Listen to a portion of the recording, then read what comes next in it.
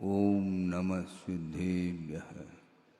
मंगलम भगवान वीरो मंगलम गौतमो गणे मंगलम कुंदकुंदाद्यो जैन धर्मोस्तु मंगलम सर्वमंगलमांगल्यम सर्वकल्याणकारकं प्रधानं सर्वधर्माणां जैनम जयतु शासनम। अहिंसा परमो धर्म की, महावीर भगवान की। प्रातः स्मरणे परम पूजाचार्य गुरुवर श्री विद्यासागर मुनि महाराज की जय।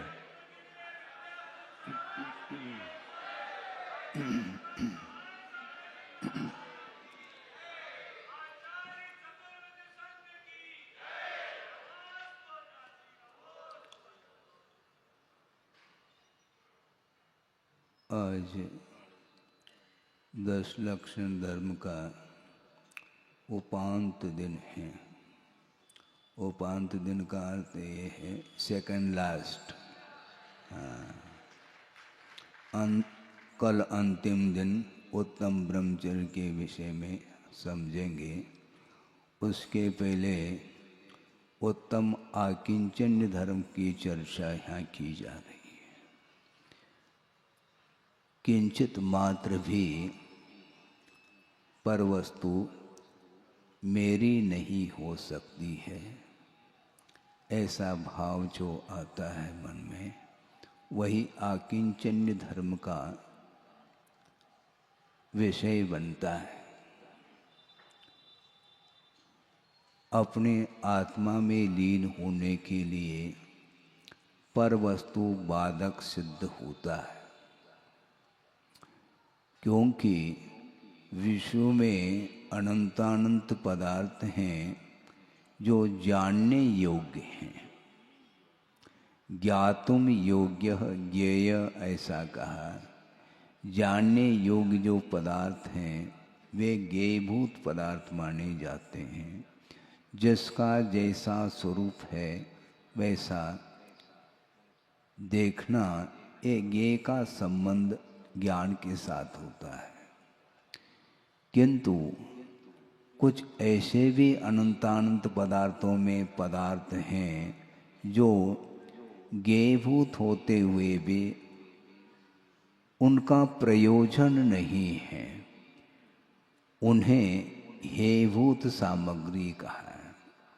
और एक उपादेयभूत तत्व का अर्थ ग्रहण करने योग्य जो प्राप्तव्य होता है उसका नाम शुद्ध परमात्म तत्व कहा है। और शुद्ध परमात्म तत्व को प्राप्त करने के लिए जो उपादेयभूत पदार्थ हैं तो वो पंच परमेष्टि हैं। पंच परमेष्टि के अलावा अन्य पदार्थों के साथ जब तक आत्मा का संबंध रहेगा तब तक वह शुद्ध परमात्म तत्व की उपलब्धि नहीं हो सकती है। इस प्रकार आगमकारों का कहना है। सोचो, विचार करो। अतीत की ओर दृष्टि रखते हैं तो बड़ा विस्मय होता है। मैं स्वयं विस्मय, मुझे आश्चर्य हो रहा है। जिस समय संघ में प्रवेश हुआ था उस समय शरीर की अपेक्षा से बहुत कम उम्र थी इस शरीर की, और एजुकेशन बिल्कुल ना के बराबर, और भाषा का कोई ज्ञान नहीं है। मातृभाषा कन्नड़ है और एजुकेशन जो है वह मराठी मीडियम से हुआ और संघ में प्रवेश हो रहा है। मैं सोच रहा था मुझे प्रवेश मिल रहा है, बहुत बड़ी उपलब्धि है ये। और मुझे इस बात को लेकर के आश्चर्य हो रहा था कि देखो, मेरे पास ज्ञान बिल्कुल ना के बराबर समझ लो, सिवाय नमोकार मंत्र के अलावा मुझे और कोई भी ज्ञान नहीं था और प्रवेश मिल रहा है। योग्यता होगी तभी तो प्रवेश मिला है। और गुरुदेव ने ही उस योग्यता को परखा होगा और उन्होंने मुझे लौटाया नहीं। धीरे धीरे धीरे विकास होता है।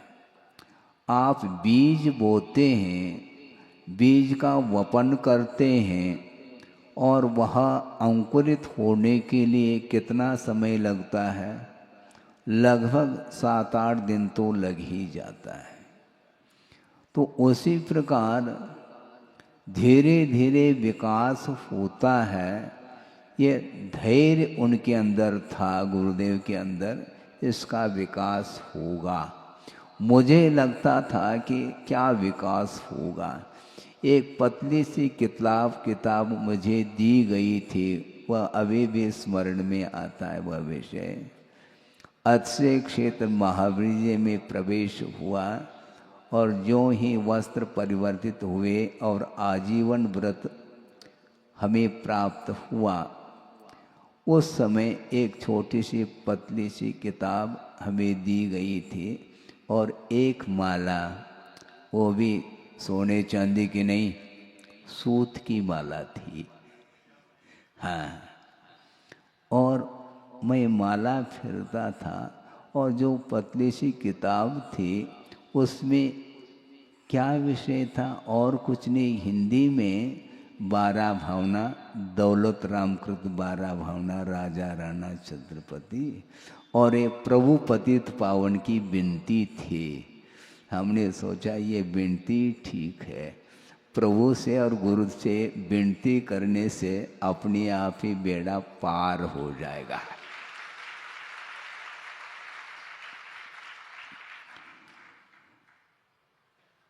गुरुदेव का ये भाव हमेशा रहता है कि निष्ठा होनी चाहिए, आस्था होनी चाहिए।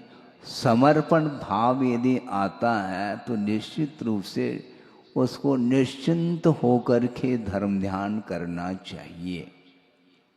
क्योंकि विकास होगा क्या नहीं होगा, उन्नति होगी क्या नहीं होगी, ये विकल्प नहीं रखना चाहिए। क्योंकि विकल्प के साथ कभी भी उन्नति होती नहीं है। किंतु देव शास्त्र गुरु के प्रति जब विश्वास जागृत होता है तो निश्चिंत होकर के उनकी आज्ञा के अनुरूप यदि हम चलते हैं तो विकास होकर के ही रहेगा। एक हाइकू मैं रख रहा हूं आपके सामने जो गुरुदेव ने ही दिया है। जीवनोद्देश्य जिनादेश पालन अनुपदेश। देखो 2 पंक्ति हैं। जीवनोद्देश्य जिनादेश पालन अनुपदेश। जीवन का उद्देश्य होना चाहिए एकमात्र जिनेंद्र भगवान के आदेश का पालन करने का उद्देश्य होना चाहिए। और वो भी अनुपदेश कह रहे हैं, बिना उपदेश के जिनेंद्र भगवान की आज्ञा का पालन करिएगा। जिनेंद्र भगवान ने आपको क्या आदेश दिया, क्या आज्ञा दी है? क्या राग करने के लिए भगवान ने आदेशित किया है? क्या है? बल्कि राग को छुड़ाने के लिए, राग को छोड़ने के लिए उन्होंने आज्ञा दी है। किंतु बिना उनकी आज्ञा के हम राग और द्वेष करते चले जा रहे हैं। इसलिए संसार का अंत अभी तक नहीं हो पाया है। बहुत विचित्र परिणति है संसार की। ये स्वभाव जैसा हो चुका है जबकि स्वभाव नहीं है। स्वभाव आत्मा का अथवा जीव का क्या स्वभाव है? तो आचार्य कहते हैं जानना, देखना, यही एकमात्र आत्मा का स्वभाव है। वर्णी जी हुए हैं गणेश प्रसाद जी वर्णी। उन्होंने प्रवचन के दौरान कहा होगा, उसको गुरुदेव के मुख से भी हमने कई बार सुना। वो कहा करते थे, जानने के लिए 3 लोक है, जितना जानना चाहो जानो। जानने के लिए 3 लोक, और छोड़ने के लिए क्या? राग द्वेष और मोह, ये 3 ही चीज छोड़ने की योग्य है। बाकी सारे पदार्थ ज्ञेयभूत पदार्थ हैं, उनको जानने का पुरुषार्थ करो। जिस पदार्थ का जैसा स्वरूप है उसको उसी रूप में जानना, यह सम्यक ज्ञान माना जाता है। पदार्थ को जानना खेल नहीं है बंधुओं। पर आज हम भी तो जानते हैं। हाँ, ज्ञान आपके पास भी है, क्योंकि जानना तो आत्मा का स्वभाव है ना। किंतु वह विपरीत जानता है, वह सम्यक ज्ञान की कोटि में नहीं आ सकता। सम्यक दर्शन होने के उपरांत उसके पास सम्यक ज्ञान भी है, किंतु वह पदार्थ का ज्ञान नहीं कर पा रहा है। पर सम्यक ज्ञान भी है और जान नहीं पा रहा है। कहने का क्या तात्पर्य है? तात्पर्य है, वस्तु का स्वरूप जैसा है वैसा जानते हुए भी ये मेरा है और ये तेरा है, इसके साथ जो जाना जाता है वह अध्यात्म क्षेत्र में उसको ज्ञानी की संज्ञा कुंद स्वामी ने दी नहीं है। यहां तक कुंद स्वामी का कहना है कि वह गणधर परमिष्टि भी क्यों ना हो। आप ध्यान से सुनिएगा। समो शरण में प्रभु विराजमान हैं और उनके चरणों में गणधर परमेष्टि विराजमान हैं, और वो भगवान की स्तुति कर रहे हैं, भगवान की वंदना कर रहे हैं। इसके उपरांत भी गणधर परमेष्टि का ये कहना है कि जब तक प्रभु की स्तुति और वंदना करते चले जाएंगे तो एकमात्र प्रवृत्ति मानी जाती। इसका अर्थ ये नहीं समझना कि इसको हम छोड़ दें। छोड़ने की बात नहीं कह रहा हूँ। कल बात कही थी हमने छोड़ने की, राग को छोड़ने की बात कही थी। जो बाहरी पदार्थ हैं जिनके साथ अपना संबंध जुड़ा हुआ है, उसका परित्याग करने की बात कल कही थी। और आज भी आकिंचन्य धर्म आया है, उत्तम आकिंचन्य धर्म। बाहरी पदार्थों का परित्याग करने के उपरांत भी कुछ शेष रह सकता है। वो क्या रह सकता है, उसी को समझना है। संसार के लिए कारणभूत जो राग है वह विषयानुराग माना जाता है। विषयानुराग समाप्त होने के उपरांत, बाहरी परिग्रहों का विमोचन करने के उपरांत भी उन त्यक्त पदार्थों के प्रति पुनः राग बना रह सकता है संस्कार वशात।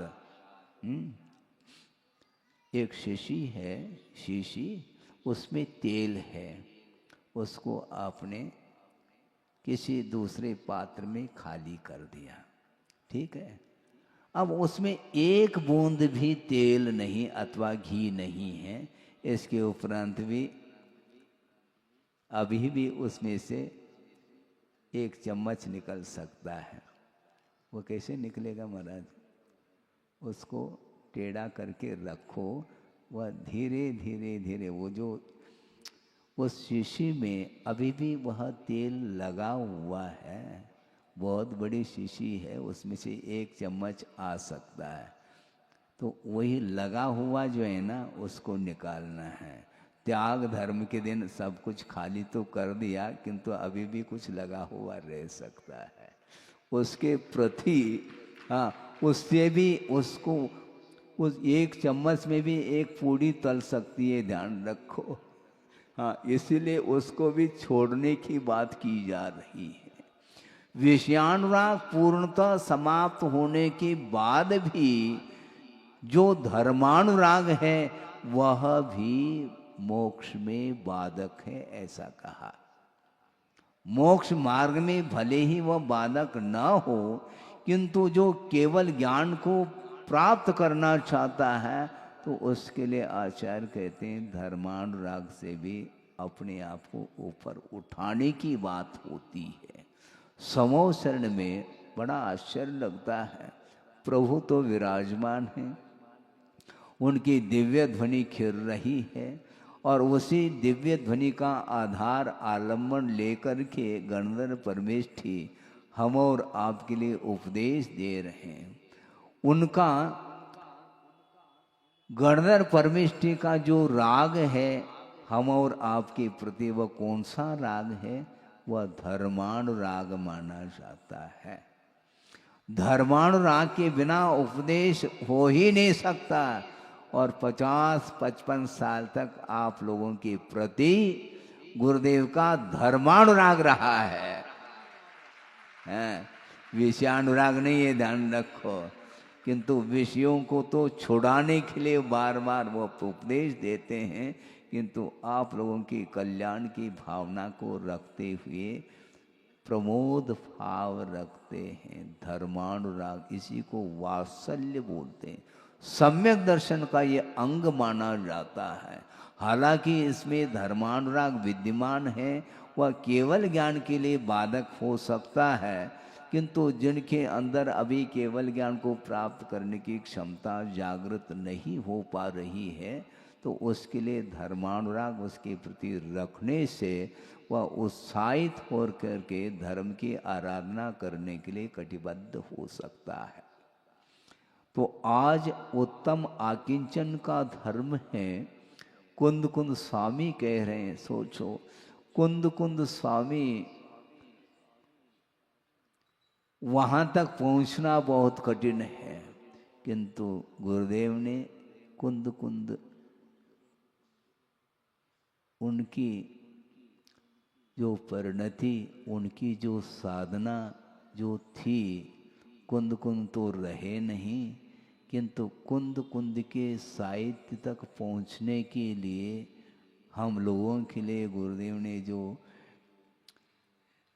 दिया है, दिया दे दिया, उन्होंने प्रकाश दिया है। कुंद कुंद को कौन जानता था, किंतु उनकी गहराई, उनके चिंतन और उनके जो उपदेश, वहाँ तक पहुँचने के लिए गुरुदेव ने हम लोगों के लिए बहुत अथक परिश्रम किया है, तब कहीं जा कर के कुंद कुंद को समझ पा रहे हैं। कुंद कुंद स्वामी ने अपने अध्यात्म ग्रंथ में बिल्कुल स्पष्ट शब्दों में लिखा है, गणधर परमेष्ठी भी क्यों न हो, वे जब तक उपदेश देते रहेंगे, जब तक प्रभु की स्तुति वंदना आदि करते रहेंगे, तब तक विश्व का तो कल्याण उनके द्वारा हो सकता है, किंतु आत्म कल्याण का अर्थ केवल ज्ञान यदि प्राप्त करना चाहते हैं तो उन्हीं का कहना है, परमाणु मात्र भी यदि परवस्तु के प्रति राग है तो वह आत्मा को नहीं जान सकता, ऐसा स्पष्ट उल्लेख किया है।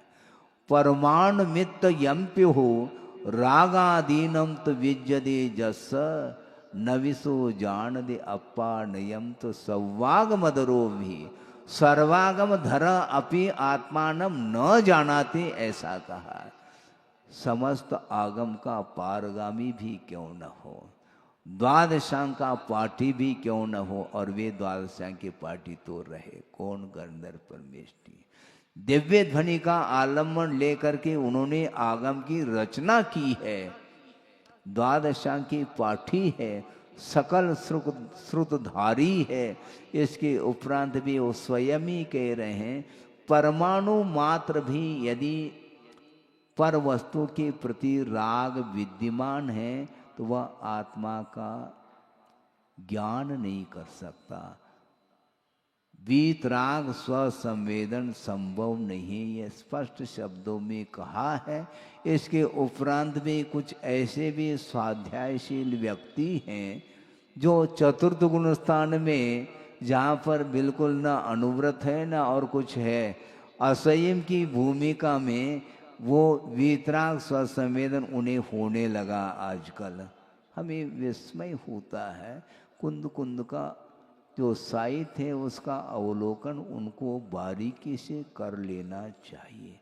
परमाणु मात्र भी यदि राग विद्यमान है तो वह आत्मा का ज्ञान नहीं कर सकता, अर्थात आत्मा का वीतराग स्वसंवेदन उन्हें नहीं हो सकता। फिर ऐसी स्थिति में असंयम की भूमिका में अविरत दशा में बस उस सम्यक दृष्टि को वीतराग स्वसंवेदन कहाँ से हो सकता है? यद्यपि स्वसंवेदन से रहित कोई भी जीव नहीं है, किंतु स्वसंवेदन अलग है और वीतराग स्वसंवेदन अलग है। हाँ, आपको संवेदन होता क्या नहीं? महाराज हमें समझ में नहीं आता कि ये क्या समझ, आत्मा तो दिखाई देती नहीं। और आत्मा आत्मा आप 10 दिन हो गए आत्मा की चर्चा करते हुए, हमें बात समझ में नहीं आती। अच्छी बात है, किसी ने कहा आपको समझ में नहीं आती ना आत्मा क्या है। उन्होंने कहा ये जो जलता हुआ जो अंगारा है ना, वो हाथ में ले आओ थोड़ा सा, तो समझ में आ जाएगी आत्मा क्या है। हाथ में अंगारा को ले लो तो समझ में आ जाएगा कि आत्मा का क्या स्वरूप है। आत्मा अमूर्त है ना, किंतु जो आत्मा चिल्ला रही वही आत्मा, ये ध्यान रखो। शरीर कभी चिल्लाता नहीं है, आत्मा चिल्लाती है। डेड बॉडी उसमें संवेदन है। और बोलते क्या, महाराज ये तो जड़ की क्रिया है। अच्छा, आत्मा की क्रिया नहीं, जड़ की यदि क्रिया है तो अवसान होने के उपरांत उस जड़ में क्रियाएं होनी चाहिए। कोई भूत प्रविष्ट हो जाए तो बात अलग है भैया, उसकी जिम्मेदारी हमारी नहीं है। हाँ, वो कूदने लग जाए ये अलग वस्तु, किंतु उस शव में कोई भी अब प्राण रहे नहीं, जीव निकल गया है। जब तक जीव था तब तक उस शरीर में एक्टिविटी थी, क्रियाएं होती थी, किंतु ज्यों ही अवसान हो जाता है तो वह शरीर जड़ माना जाता है। किंतु लोगों की धारणा ये है खाना पीना उठना बैठना ये केवल जड़ की क्रिया है। गलत बात है ये जड़ की क्रिया नहीं, ये आत्मा की क्रिया है, ये ध्यान रखो। क्योंकि राग पूर्वक संसारी प्राणी सारी क्रियाएं करता है और बोल रहा है ये जड़ की क्रिया, ये ठीक नहीं है। ये यूँ कहना चाहिए कि स्वाध्याय जो है ना अजीर्ण हो रहा है। स्वाध्याय का स्वाध्याय करो, कैसा करना स्वाध्याय आप ही बताओ महाराज। हम ही सब कुछ बताएंगे तो आप क्या करोगे फिर? है आपको समझना है, क्योंकि पर पदार्थ के प्रति राग हमेशा बना रहता है संसारी प्राणी का। इसलिए जो विषयानुराग है वो पूर्णतः अभाव को प्राप्त हो जाए, और धर्मानुराग से भी जो ऊपर उठता है उसके लिए आत्मा का दर्शन हो सकता है। ये कुंद कुंद स्वामी ने कहा है।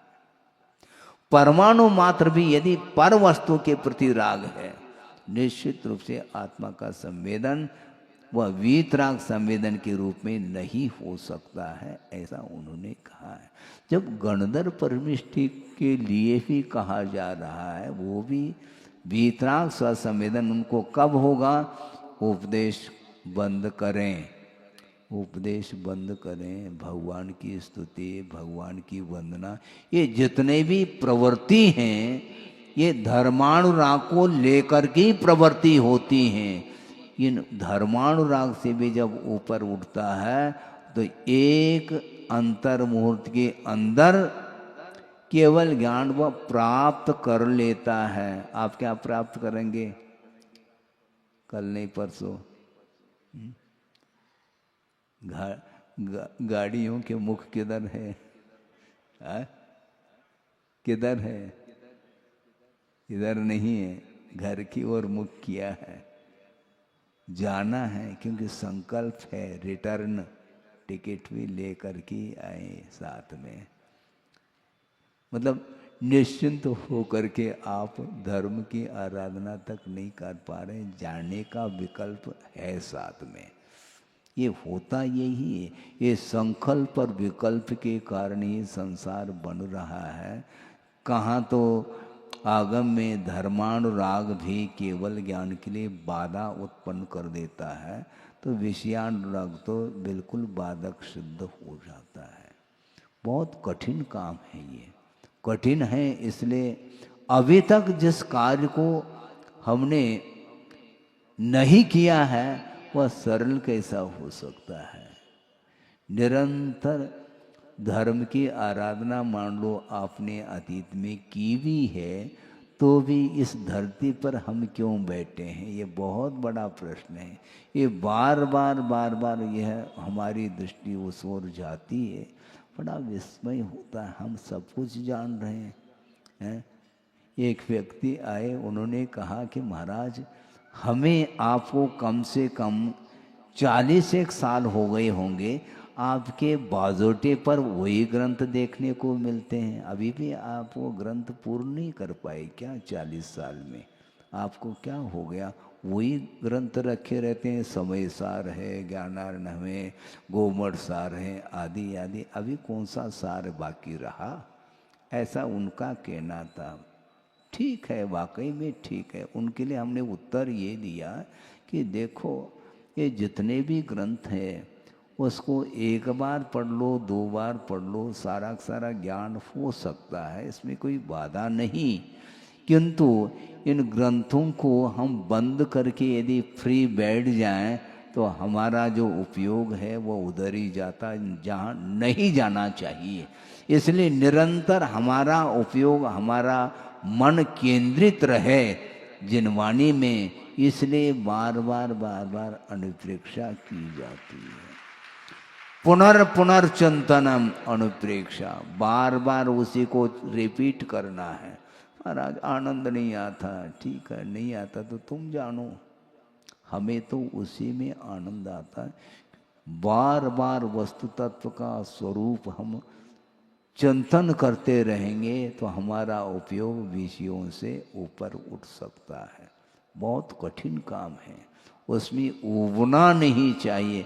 हमें बात समझ में नहीं आती, आप बार बार कहते हो कि महाराज कल भी तो वही बात कही थी, उसी को आज पुनः प्रकारांतर से उसी विषय को आप रख रहे हैं, हमारा मन नहीं लगता, हम ऊब जाते हैं। अच्छा, और आप प्रतिदिन जो ना जो दाल भात खा रहे हैं उसमें ऊब नहीं रहे हैं आप।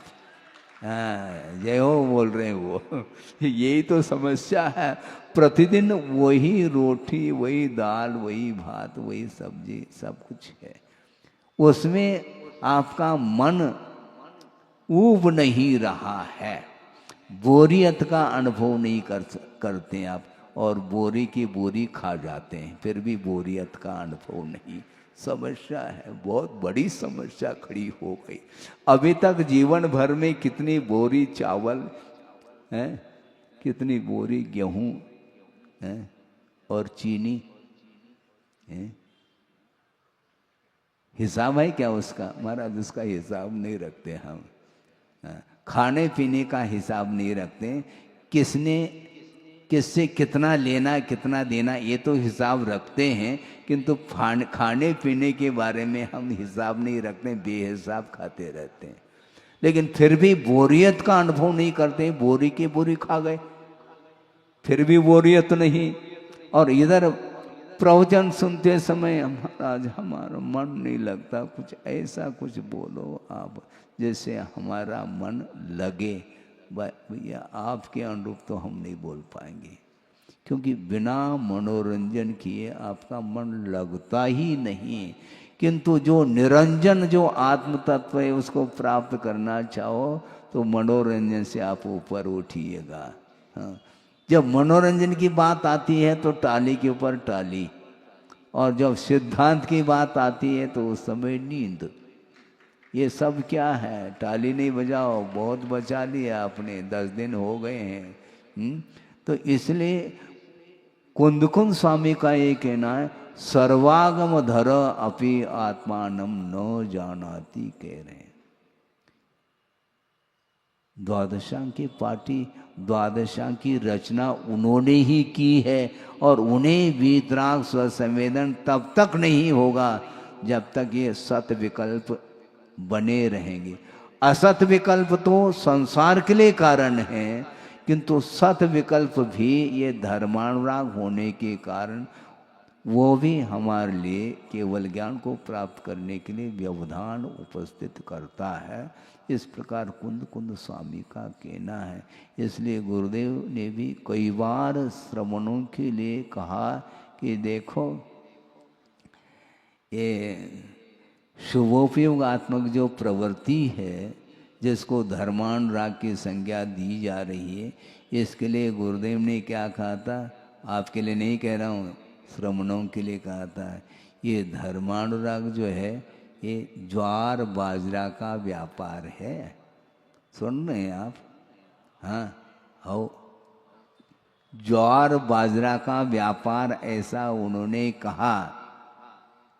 फिर इस धर्मानुराग के लिए कहा, और धर्मानुराग से यदि ऊपर उठेगा तो वो कौन सा व्यापार है? वह ज्वारत का व्यापार, ज्वार का नहीं, जौहरत, माणिक मोती हीरा इत्यादि का जो व्यापार करता है, उसके लिए साल भर में मान लो एक आदि कोई ग्राहक आ जाए तो करोड़ों अरबों रुपए का व्यापार उनका हो जाता है। उसी प्रकार जो शुद्धोपयोग की ओर दृष्टि जिस श्रवण की जाती है, वो बहुत जल्दी केवल ज्ञान के सन्निकट पहुंच जाता है, खेल नहीं है। क्योंकि परिग्रह जो है ना, समस्त अनर्थों का मूल है, ऐसा कहा है। संग, संघ नहीं, संग, संग का अर्थ परिग्रह है। और उसके लिए कहा आचार्यों ने, संग एव मत सूत्रे निशेषानर्थ मंदिरम ये ना संतोपि सूयन्ते रागाद्या रेपवक्षणे, ऐसा कहा। संग अर्थात परिग्रह ही समस्त अनर्थों का मंदिर अर्थात घर है, ऐसा कहाँ पर कहा है? सूत्रे अर्थात आगम में कहा गया है। क्यों? जिस परिग्रह के कारण रागादिक उत्पन्न नहीं हो रहे थे, उस परिग्रह के कारण ही एक क्षण में ही रागादिक जो शत्रु है वो उत्पन्न हो जाते हैं। रागाद्या रेपवक्षणे सूयन्ते असंतो अपि, नहीं रागादिक भाव उत्पन्न नहीं हो रहे हैं, किंतु परिग्रह का आलम्बन लिया नहीं, रागादिक भाव उत्पन्न होने लगे। सोचो, विचार करो। इसलिए परिग्रह जो है ना, ये संग अर्थात आसक्ति जो तृष्णा है, वह हमारे लिए अभिशाप शुद्ध हो रहा है। जो कुछ भी आप लोगों ने संग अर्थात परिग्रह का संचय किया है, उसका कुछ परसेंटेज आप अपने लिए उपयोग करो, और बाकी सब कुछ कहाँ? या तो जिनालय में, या तो पूर्ण आयु में। पूर्ण आयु जीना चाहो तो सारा सारा वह वित्त पूर्ण आयु में अथवा जिनालय में ट्रांसफर कर लो, तो सबसे बढ़िया उत्तम है वो। हाँ बिल्कुल, क्योंकि वैसे कहने से आप लोग नहीं देते हैं, तो इस प्रकार कहना तो पड़ेगा। क्योंकि जो राग के साथ जिसका संकलन किया है, संग्रह किया है, उसके प्रति यदि आसक्ति बनी रहेगी तो वह राग जो है ना, वह अधोगति तक ले जाने में कारण बनता है। आप पढ़ कर के आए कहाँ? तत्पर सूत्र में। कहाँ पढ़ा? छठे अध्याय में। बहु आरंभ और बहु परिग्रह, बहुत आरंभ और बहुत परिग्रह के माध्यम से वह दुर्गति का अर्थात अधोगति का पात्र बनता है। इसलिए वो कमाया हुआ जो वित्त है उसका सदुपयोग करो। वित्त का अर्थ होता है, और वित्त का अर्थ ज्ञान भी होता है। वित्त का अर्थ ज्ञान भी होता है, और वित्त का अर्थ परिग्रह भी होता है। इसलिए बुद्धिमत्ता उसी में है कि उस वित्त का है? समर्पण किनके चरणों में? भगवान के चरणों में। जैसे कल कह रहे थे ना, कल वासुपूजनाथ भगवान को निर्वाण का लाभ हुआ है, उनके चरणों में आप निर्वाण लाडू चढ़ाएंगे। वहाँ पर तो एक लाडू चढ़ाओ, लेकिन जो कुछ भी है उसका वासुपूजनाथ भगवान के चरणों में चढ़ा दो तो ज़्यादा अच्छा, क्योंकि आपको भी जल्दी जल्दी निर्वाण की उपलब्धि हो जाए। सोचो, विचार करो, ये राग छूटता नहीं, राग छोड़ना पड़ता है। हाँ, राग जो है ना वो छूटता नहीं, छोड़ना पड़ता है। मान लो घाव हो गया किसी अंग में और उसका ड्रेसिंग करके उसके ऊपर पट्टी बांध दी गई। अब 24 घंटे में पुनः उस पट्टी को निकाल करके ड्रेसिंग करना है, तो उस पट्टी को निकालते समय क्या महसूस होता है आपको? निकालो नहीं, ऐसा बोलते हैं, क्योंकि निकालते समय उसमें से खून आ सकता है, इसी को बोलते हैं, वह चिपक जाता है उसी का। इसी प्रकार राग जो चिपका हुआ है उसको निकालते समय संसारी प्राणी को आंखों में आंसू आता है। निकालो नहीं, छुड़ाओ नहीं। भैया तुम छोड़ो या नहीं छोड़ो, वो छूटेगा। अंत समय में तो छूटना ही, सब कुछ छूटना है। जब शरीर ही छूट रहा है तो शरीर से पृथक भूत वो संपदा क्या साथ में ले जाओगे क्या? नहीं ले जा सकते। इसलिए विषाण राग से अपने आप को दूर करना चाहिए। दूर नहीं हो पाता है, ये एक प्रकार से स्वभाव जैसा बना हुआ है, इसलिए ऐसा होता है। शायद हमने आपके सामने ये प्रसंग रखा होगा पूर्व में भी, किंतु नए नए शिविरार्थी आदि आए हैं, उनके सामने भी यह इस प्रसंग को रख दिया जाए तो अच्छा है। प्रसंग बना रहे, क्योंकि 1-2 दिन बाद तो फिर समाप्त ही है, खेल ही समाप्त है ये है। इसलिए जब तक है तब तक सुनो। एक प्रसंग है,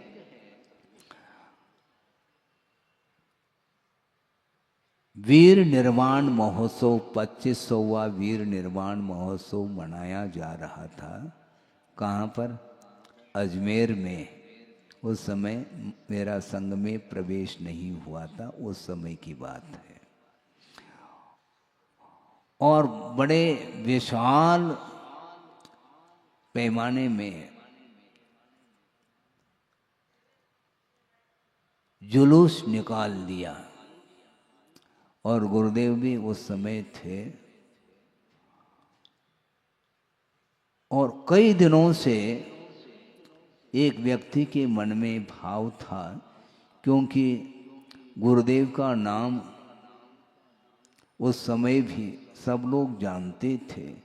आचार्य श्री की साधना, उनका ज्ञान, ये सब कुछ ज्ञात था सब लोगों को। यहाँ तक कि जैनेतर समाज में भी उनका नाम सब लोग जानते थे। और एक दार्शनिक व्यक्ति और साथ साथ तार्किक भी थे वो। उनके मन में बार बार ये भाव आ रहा था कि आचार्य विद्यासागर जी महाराज कोई महान संत हैं जिनका दर्शन हमने अभी तक नहीं किया, एक बार दर्शन तो कर लूं। इस प्रकार उनके मन में भाव था। और उस सभा में आए थे और बैठे थे, तत्व चर्चा चल रही थी। उस समय की बात है ये। उन्होंने ये कहा कि महाराज, ये हमारा बहुत बड़ा सौभाग्य है, ये पुण्य का अवसर समझता हूँ मैं अपने आप के लिए, कि आपके दर्शन हो गए, मैं कृतकृत्य हो गया। आपकी साधना हम सुनते थे, आपके ज्ञान के विषय में भी चारों ओर वह सुगंधी फैली हुई थी, अभी भी है, किंतु दर्शन का मौका नहीं मिल रहा था और आज आपके चरण वंदना का अवसर हमें प्राप्त हुआ। लेकिन बात लेकिन आ गई, लेकिन में सब समाप्त होता है। बहुत बड़ी विचित्र दशा है, क्योंकि वह दार्शनिक थे और तार्किक थे। महाराज, एक विकल्प मन में आ रहा है, यदि आप कहो तो मैं अपने मन की बात रख दूं। हाँ, क्यों नहीं रख सकते हैं, आप रख सकते हैं, निसंकोच होकर के रख सकते हैं। लेकिन महाराज, हमें डर लगता है। डरने की क्या बात है? जो मन में विचार है, जो भाव है, उसको बिल्कुल बालक के समान व्यक्त कर सकते हैं। और कुछ मान लो, कुछ समझने की चीज़ हो तो मैं समझ भी लूँगा, उसको क्या बात हो गई। और आपकी जो भावना है, उस भावना के अनुरूप मुझे कुछ परिवर्तन भी करना होगा, मान लो, तो भी मैं सोच लूँगा, कोई बाधा नहीं इसमें। आप निसंकोच होकर के कहिए। महाराज, फिर भी मन में विकल्प आता है, डर लगता है, कैसे कहूँ। सुनो, आपको कहना है तो बिल्कुल शांति के साथ कहिए। फिर उन्होंने कहा कि महाराज, एक मन में विकल्प बार बार खटक रहा है। वो क्या है? वो ये है महाराज, क्योंकि आप साधक हैं, हम तो साधक है ही नहीं। आप वीतरागी हैं और हम तो वीतरागी है ही नहीं, हम तो रागी हैं। और आप समाज के बीच में आते हैं, जाते हैं, महिला वर्ग भी हैं, सभी लोग रहते हैं, इसलिए मन में एक भाव आ रहा है। यदि आप कहें तो कह दो, कह दो भैया, कितनी बार कहलवाओगे। महाराज, मन में एक भाव आ रहा है, आप क्षमा करना, कि एक लंगोट आप यदि धारण करते तो अच्छा होता है। तो आचार्य महाराज ने सोचा, शांति रखो, थोड़ा धैर्य रखो, समय पर इसका उत्तर तुम्हें मिल जाएगा। और उस 25वां जो निर्वाण महोत्सव मनाया जा रहा था, काफ़ी जनता एकत्रित हुई थी, गैदरिंग बहुत, चारों ओर लोग ही लोग दिखाई दे रहे थे। उस समय लोकार्पण के लिए एक किताब जो प्रिंट हो चुकी थी, प्रकाशित हो चुकी थी, वह विमोचन करने के लिए कुछ विद्वान लोग आए और उन्होंने कहा कि महाराज, इस किताब का विमोचन करना चाहते हैं आदि। तो विमोचन किया गया और गुरुदेव के सामने उस किताब को रखा। महाराज, इसमें महावीर भगवान का भी तस्वीर है और उनके जीवन वृत्ति के बारे में भी इसमें लेख अधिक हैं, आप देखिएगा। तो गुरुदेव ने वहीं मंच पर बैठे बैठे खोल करके देखा और उन्होंने कहा, इसमें महावीर भगवान का तो तस्वीर दिखाई नहीं दे रहा है। नहीं महाराज, वो लास्ट में है उसमें। हाँ, देख तो लिया हमने, महावीर भगवान हमें दिखाई नहीं पड़ रहे हैं, क्योंकि महावीर भगवान दिगंबर होते हैं। महाराज, ये दिगंबर ही तो है। तो उन्होंने कहा कि देखो, सबका चेहरा दिगंबर हो सकता है, लेकिन चेहरे मात्र से दिगंबर होने से हम उसको दिगंबर के रूप में नहीं कह सकते। इसलिए नहीं कह सकते, वह तस्वीर महावीर भगवान का था, किंतु दिगंबरत्व छुप गया था। एक वृक्ष की टहनी वहाँ पर दर्शाई गई थी, जिसके ओट में वह दिगंबरत्व छुपा हुआ था। इसलिए गुरुदेव ने कहा, ये वीतरागी मुद्रा, ये वीतराग मुद्रा नहीं, ये वस्तुतः आवरण कई प्रकार के हो सकते हैं। आप लोग वस्त्र पहन करके बैठे हैं, किंतु टहनी जो दर्शाई गई है उसमें, वो भी तो एक आवरणी तो है, दिगंबरत्व उसमें छुपा हुआ है, इसलिए हम इसको पसंद नहीं करते, ऐसा उन्होंने कहा। सोचो, विचार करो। इसके उपरांत वो जो विद्वान बैठे थे दार्शनिक, उनके लिए कहा, आपने बहुत अच्छा सोचा है, मेरे लिए आपने सलाह दे दी, हाँ, बिना पूछे, क्यों बिना पूछे सलाह देने की आदत है, भारत की ये स्थिति है। भारत में हर व्यक्ति जो है ना सलाह देता है बिना पूछे। और उन्होंने सलाह दी थी आपको कम से कम एक लंगोट धारण करना चाहिए। हाँ, इसका उत्तर मैं दे रहा हूँ आपके लिए। गुरुदेव ने ये कहा कि आपने अच्छा सोचा है, किंतु महावीर भगवान का जो सिद्धांत है वह अपरिग्रह सिद्धांत है। जितना कम से कम परिग्रह समाप्त हो, कम से कम परिग्रह रहे तो भी अच्छा है। और दूसरी बात यह है कि ये लंगोट में जो कपड़ा ज़्यादा लग रहा है, इससे कम कपड़े में काम चल सकता है। वो क्या है? गुरुदेव ने ये कहा, ये जो हरी पट्टी है 4 अंगुल की, उसको आंख के ऊपर आप रख लें तो ज़्यादा अच्छा है। क्योंकि हरी पट्टी इसलिए कह रहे हैं क्योंकि उसके माध्यम से आंख की ज्योति भी और बढ़ सकती है।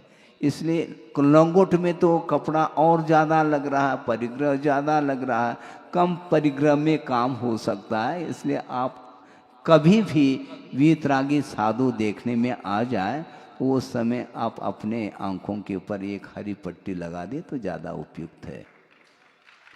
तो उन्होंने हाथ जोड़ दिया, महाराज अब इससे मैं कभी भी इस प्रकार भाव नहीं रखूँगा, किंतु हम तो रागी ठहरे इसलिए मन में बार बार इस प्रकार के भाव आ रहा था।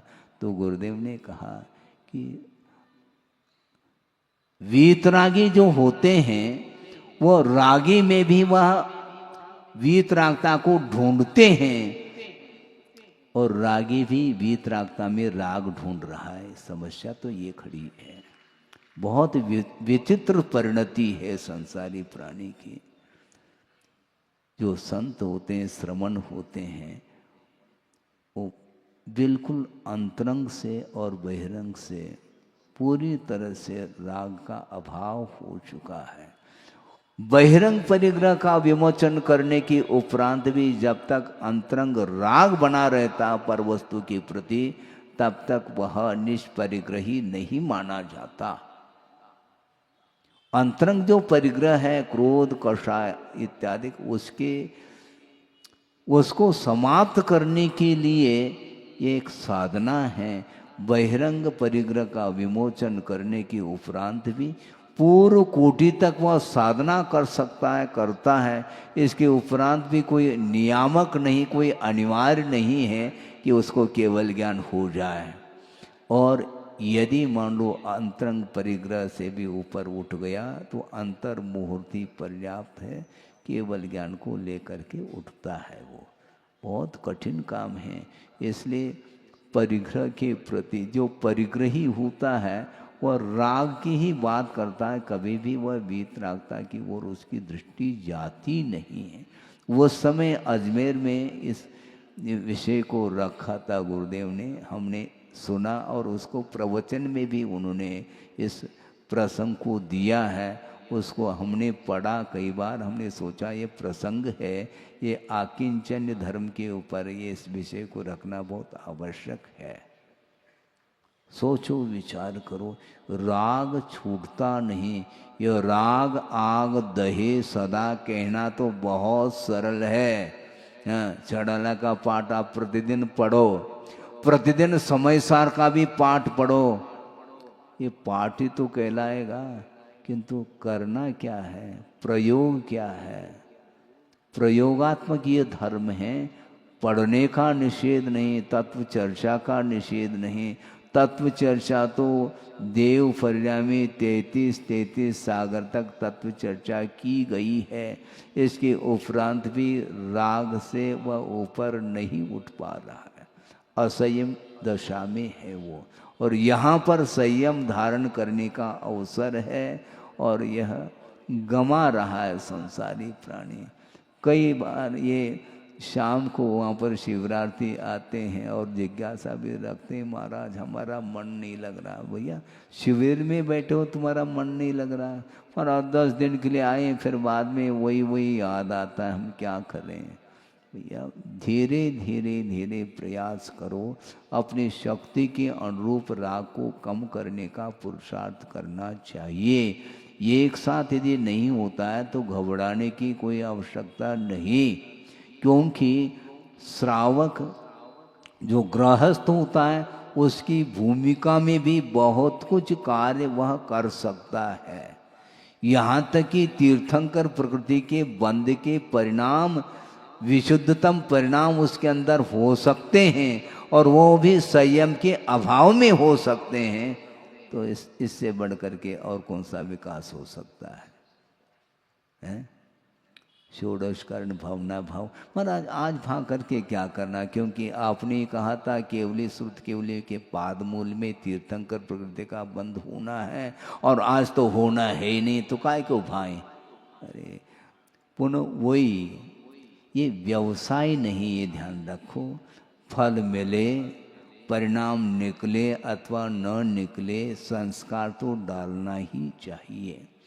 अनंतकालीन जो अज्ञान के संस्कार डिलीट नहीं हो पा रहे हैं, तो इसलिए निरंतर आपको वैराग्य भावना, 12 भावना और षोडश कारण भावना और मेरी भावना, तेरी भावना नहीं, मेरी भावना, इन्हें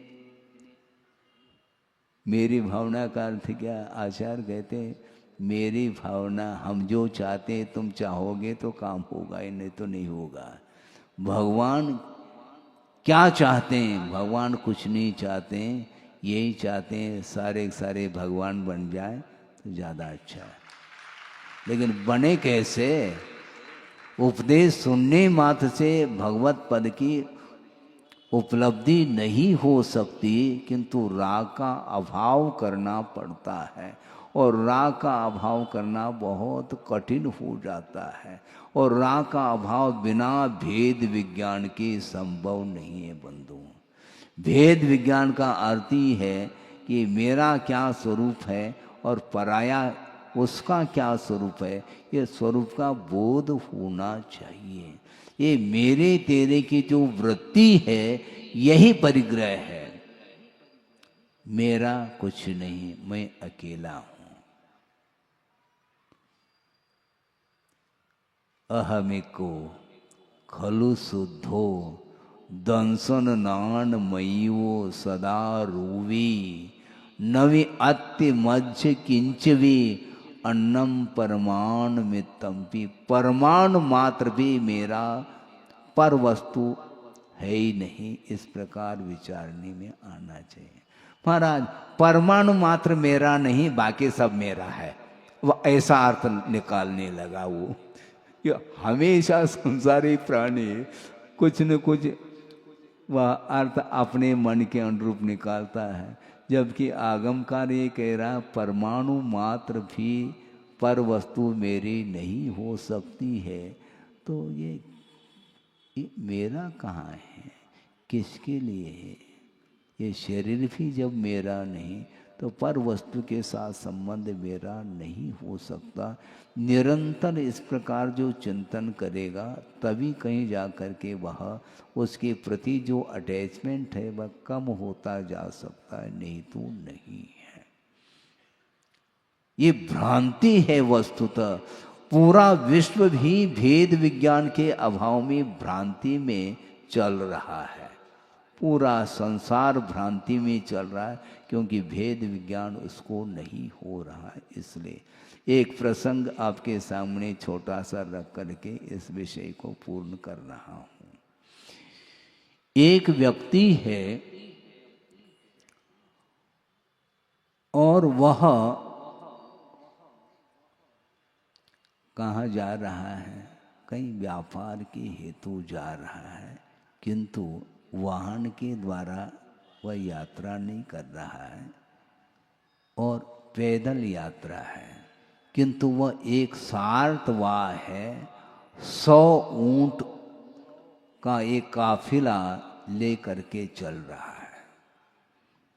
पैदल चल रहा है, चलते चलते चलते रात हो जाती है, तो वह विश्राम करने के लिए एक स्थान चुनता है। और उसने सोचा तो मेरे लिए तो उपयुक्त स्थान है, किंतु 100 ऊँट हैं, उनको बांधना भी तो है, क्योंकि रात भर कैसे बंधे रहेंगे वो।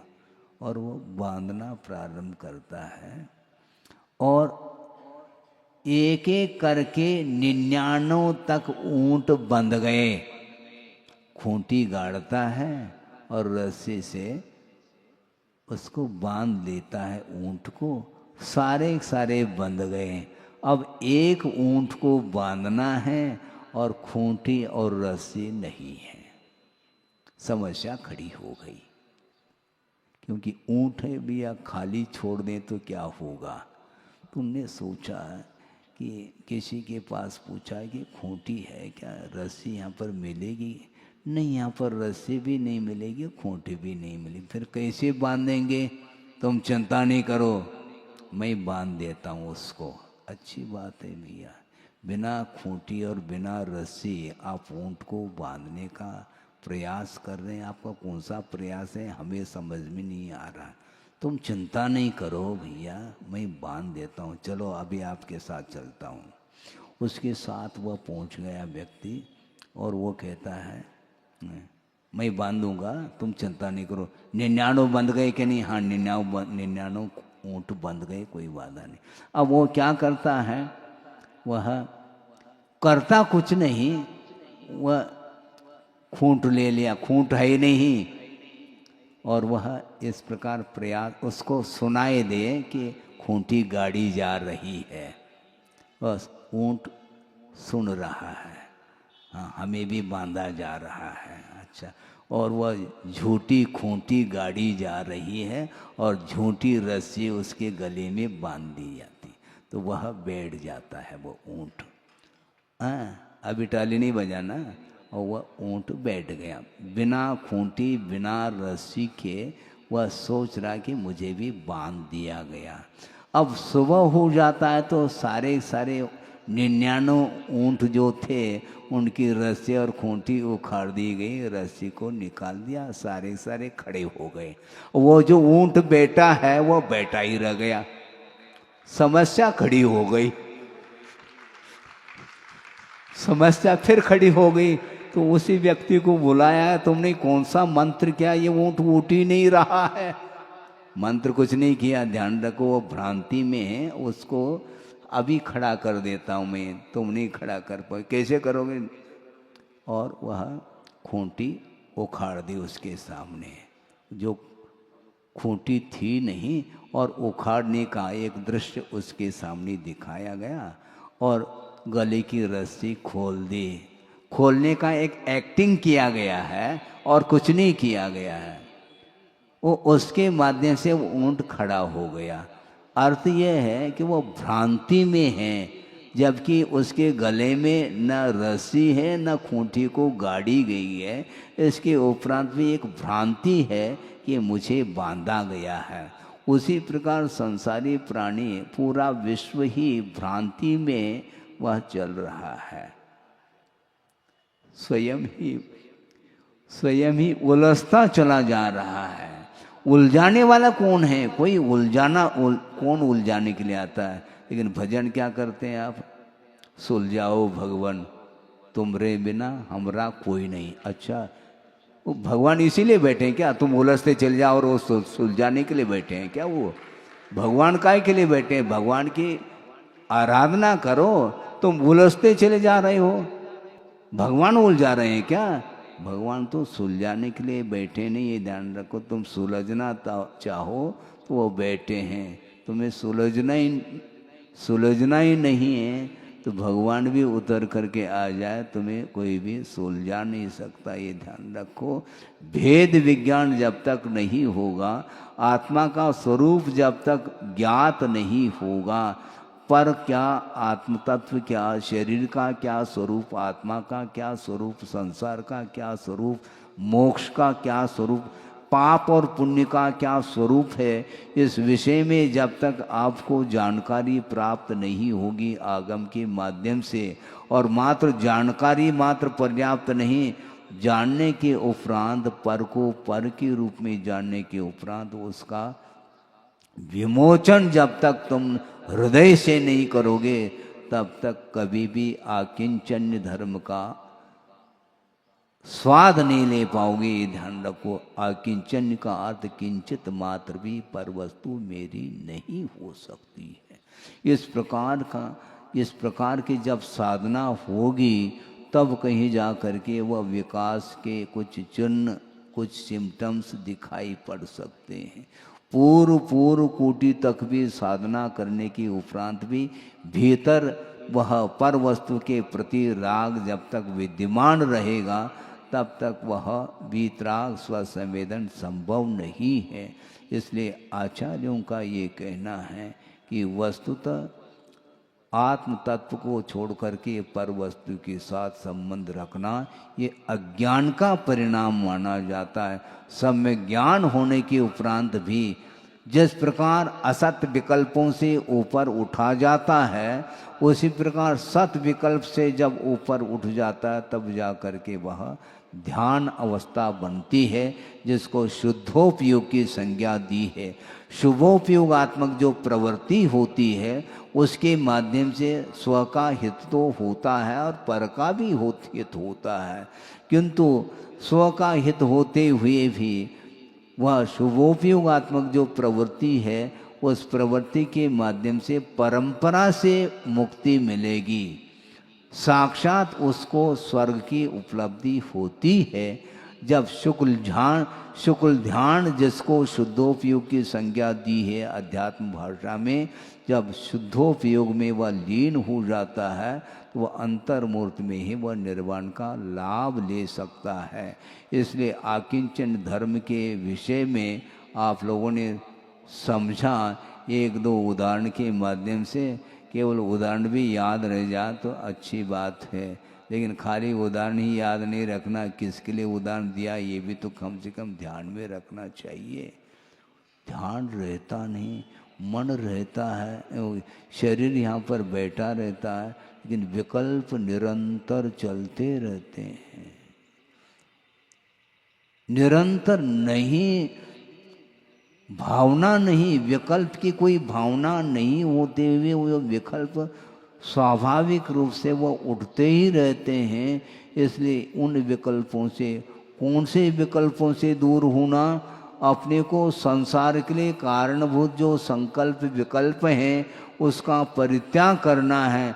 बाकी पंच परमेष्टि की आराधना के रूप में जो विकल्प हैं वह सत विकल्प माने जाते हैं, उसके माध्यम से ही वस्तुतः मोक्ष तत्व को हम प्राप्त कर सकते हैं। इसलिए पंच परमेष्टि की आराधना करने में जो विकल्प हैं वह उन विकल्पों को निरंतर करते रहिए, क्योंकि वह है नहीं। किसी ने कहा कि ये भी विकल्प है, तो हे बुद्धि से भक्ति करोगे क्या भगवान की? भगवान की भक्ति हे बुद्धि से नहीं, किंतु भोजन करो हे बुद्धि से, ये तो करो नहीं। भोजन को तो चाव से करता है और भगवान की भक्ति तो वो तो करते ही रहते हैं महाराज। कितना करना, प्रतिदिन वही करना क्या, प्रतिदिन खा भी तो रहे हो। प्रतिदिन भोजन करने में तो वह ऊब नहीं रहा है और भगवान की भक्ति करने में उसको बोरियत का अनुभव होता, ये ठीक नहीं माना जाता है। इसलिए पंच परमेष्टि की आराधना निश्चिंत हो करके उपादेय भूत जो परमात्मा तत्व है उसको प्राप्त करने के लिए यदि प्रभु की आराधना और गुरु की आराधना करोगे तो निश्चित रूप से आकिंचन धर्म आपके जीवन में आ सकता है, और उस उत्तम आकिंचन्य धर्म के माध्यम से ही आत्मा में लीन होने का अवसर प्राप्त हो सकता है। हो इस पवित्र भावना के साथ अहिंसा परमो धर्म की जय। बोधि समाधि परिणाम शुद्धि स्वात्मोपलब्धि शिव शोक सिद्धि चिंतामणिम चिंतित वस्तुदाने त्वा मंद मानस्य ममास्तु देव। परम पूजाचार्य गुरुवर श्री विद्यासागर जी महाराज की जय। जल फल जल चंदन